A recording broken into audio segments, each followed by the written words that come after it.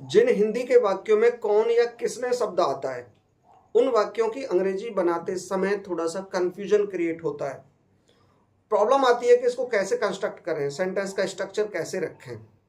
तो कंफ्यूजन कहाँ होता है और किस तरह से उस कंफ्यूजन को दूर करना है, किस तरह से किस चीज़ को समझना है, ये सारी चीज़ें इस वीडियो में मैं आपके लिए क्लियर करने वाला हूँ। बस ध्यान से थोड़ा सा समझिएगा।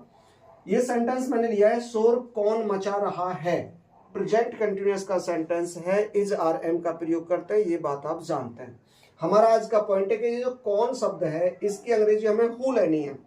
पहले आप समझ लीजिए सेंटेंस इंटेरोगेटिव है, तो इंटेरोगेटिव का एक स्ट्रक्चर होता है, वर्ड ऑर्डर होता है कि सबसे पहले क्वेश्चन वर्ड, फिर हेल्पिंग वर्ब, फिर सब्जेक्ट, फिर मेन वर्ब, ऑब्जेक्ट और कंप्लीमेंट। इंटेरोगेटिव सेकंड टाइप का ये ऑर्डर होता है। पहले इसके अनुसार बनाकर देखते हैं सेंटेंस को कैसे बनेगा। हमने ले लिया क्वेश्चन वर्ड हु, उसके बाद हमने ले लिया हेल्पिंग वर्ब इज, अब हमें चाहिए सब्जेक्ट। प्रॉब्लम सबसे बड़ी यहाँ पर आती है कि अगर इस सेंटेंस को इंटेरोगेटिव के नियम से बनाते हैं तो यहाँ पर हमें सब्जेक्ट चाहिए, और सब्जेक्ट कौन है इस सेंटेंस में, क्या है, ये आपको फाइंड आउट करना है।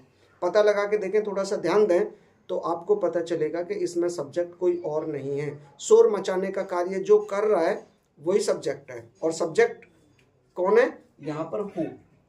दोबारा से समझ लीजिए ठीक से कि जिन वाक्यों में हु का प्रयोग हम कर रहे हैं उसमें वही हमारा क्वेश्चन वर्ड भी है और हु ही हमारा सब्जेक्ट भी है। इसलिए अब हमें जब यहाँ सब्जेक्ट की आवश्यकता पड़ती है तो हु लगाते समय दिक्कत बनती है।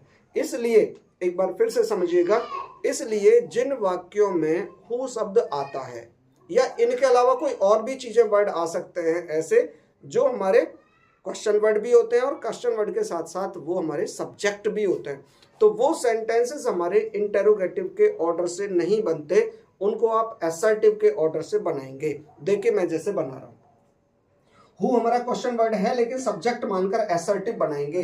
हु और असर्टिव में सब्जेक्ट के बाद हेल्पिंग वर्ब आती है, मेन वर्ब आती है, ऑब्जेक्ट आता है, कॉम्प्लीमेंट आता है। तो क्या आ जाएगा भाई, who is making a noise. Sentence interrogative है, क्वेश्चन मार्क भी लगाएंगे, लेकिन सेंटेंस का जो कंस्ट्रक्शन है वो असर्टिव की तरह है। अगर ये नॉट होता यहाँ पर कि शोर कौन नहीं मचा रहा है तो आ जाता who is not making a noise. ठीक है, इसी तरह का एक एग्जाम्पल और मैंने लिखा हुआ है, वो एग्जाम्पल भी बिल्कुल सेम वही है। सेम जैसे देख लेते हैं, कितने लड़के अंग्रेजी पढ़ रहे थे।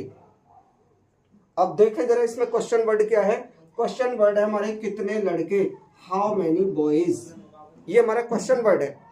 लेकिन अंग्रेजी पढ़ने का जो काम कर रहा है वो कौन कर रहा है, अर्थात सब्जेक्ट कौन है, ये भी बिल्कुल वही है।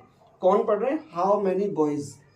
मतलब है कि ये जो हाउ मेनी बॉयज है ना, ये हमारा क्वेश्चन वर्ड भी है और साथ साथ ये हमारा सब्जेक्ट भी है। तो ऐसे सेंटेंसेस जैसे हु था बिल्कुल सेम वही कंडीशन है कि सब्जेक्ट भी है और क्वेश्चन वर्ड भी है। तो ये हमारा इंटेरोगेटिव के ऑर्डर से नहीं बनेगा बल्कि असर्टिव के ऑर्डर से बनेगा। तो इसको हमने मान लिया, हमने ये हमारा क्वेश्चन वर्ड रख दिया, लेकिन इसी को अब हमने सब्जेक्ट भी मान लिया कि हाउ मेनी बॉयज, और सब्जेक्ट के बाद हमें चाहिए हेल्पिंग वर्ब, फिर मेन वर्ब, फिर ऑब्जेक्ट। तो how many boys were reading English, question mark लगा दिया। मेरे विचार से ये बात आपको क्लियर हो चुकी है। Thank you very much for watching. और ऐसे ही अच्छी चीज़ों के लिए, मतलब इंग्लिश लैंग्वेज से रिलेटेड ग्रामर और लिटरेचर के लिए जुड़े रहिए मेरे चैनल से। Thank you very much for watching.